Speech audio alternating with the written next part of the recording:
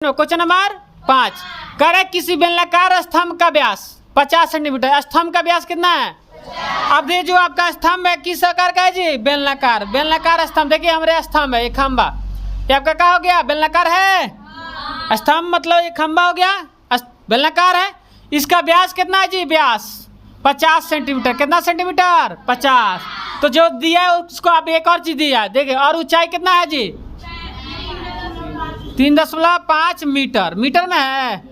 अब देखिए ऊंचाई भी दिया है, ठीक, ऊंचाई दे दिया है और व्यास दिया है। तो हम सबसे पहले जो दिया उसको क्या करते हैं? हम लिखते हैं ना, तब आगे हम ध्यान देंगे। हल करें। देखिए बेलनाकार स्तंभ का व्यास कितना है जी? 50 सेंटीमीटर। व्यास कितना सेंटीमीटर है? तो जब व्यास 50 सेंटीमीटर है तो हम त्रिज्या निकालेंगे तो कितना होगा जी? 50/2 ना, कितना आ जाएगा जी? 25 सेंटीमीटर। कितना सेंटीमीटर? अब 25 सेंटीमीटर को किस में बदल दें?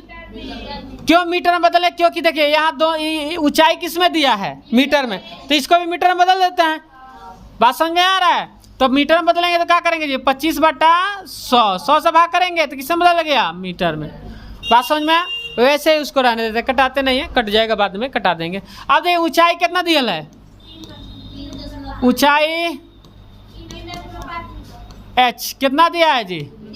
3.5 मीटर। ये भी मीटर में हो गया, ये भी मीटर में। अब देखिए बेलनाकार का निकालें हम, बेलनाकार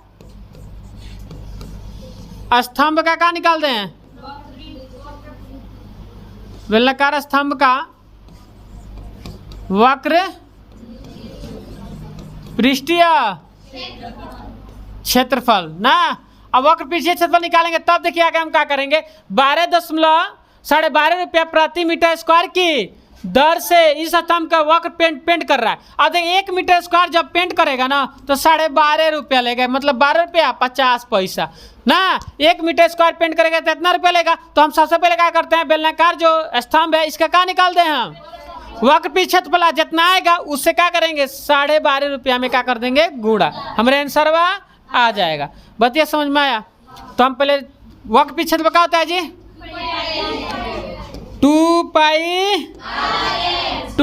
पाई RH। ये क्या है? बेलन का वक्र पृष्ठीय क्षेत्रफल है। ना भूलना है ना भुलाना है, सबको याद दिलाना है कि बेलन का वक्र पृष्ठीय क्षेत्रफल होता है 2 पाई RH। अब बेलन का कुल पृष्ठीय क्षेत्रफल क्या होता है? हाँ चलिए देखिए 2 पाई का मान अगुड़े R कितना है? 25/100 मीटर। अगुड़े H कितना है? 3.5 मीटर है। बोलिए अब बताइएगा, कट जाई हो 4 मर्त में। हाँ अब बताओ मोरे बाबू, 2 दूना 4, 11 दूना 22, कट गया। अब बताइए और ही कटेगा। अब देखिए 7 से ना कट जाई हो, 0.5 ना कट जाएगा? कट जाएगा। समझ में आया? किसी को गुदगुदी, किसी को प्रॉब्लम है तो बोलिए कि ना सर जी हमारे समझ में ना आया, तो हम फिर बताएंगे, समझाएंगे। देखिए कहाँ आ गया जी? 11 गुणे 0.5 ना, mm है तो क्या होगा? Metre square. अब जब गुणवा करेंगे तो कितना आ जाएगा जी? कितना बोलिए? 0.5 सही है।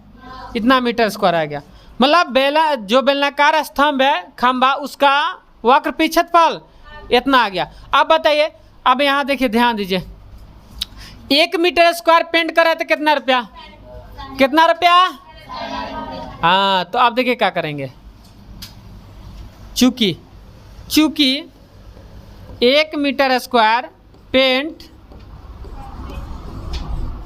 करने की कराने का ना, करा रहा है, कर नहीं रहा है ना जी, करने का, अरे कराने का ना जी, आजकल सब लोग आराम खोज रहे हैं ना जी, खुद ना करेगा लोग दूसरा किसी से काम कराता है ना। 1 मीटर स्क्वायर पेंट कराने का व्यय मतलब लागत खर्च कितना रुपया जी? 12.7 ना, 12 रुपया 50 पैसा। अब इसलिए बताइए कितना मीटर स्क्वायर आया है जी? 0.55 मीटर स्क्वायर पेंट कराने का व्यय। ये हिंदी लिखेंगे, बात समझ में आया? हिंदी लिख लेंगे। अब क्या करेंगे? गुणा कर देंगे। 12.50 में किससे गुणा करेंगे? 0.55 इतना से गुणा करेंगे तो कितना आएगा जी? गुणा करेंगे तो कितना? गुणा कर लीजिए, हम अपने कैलकुलेटर लगा देते हैं। कितना होगा जी? 12.50 गुणे 0.55 आंसर आई है 6.875 इतना का आ गया रुपया।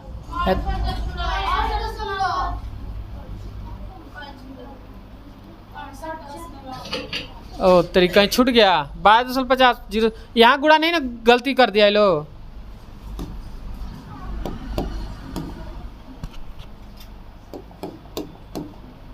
पाँच 5.5 ना आएगा रे, यहाँ गुणा गलती किया है लो। कौन गुणा किया था जी?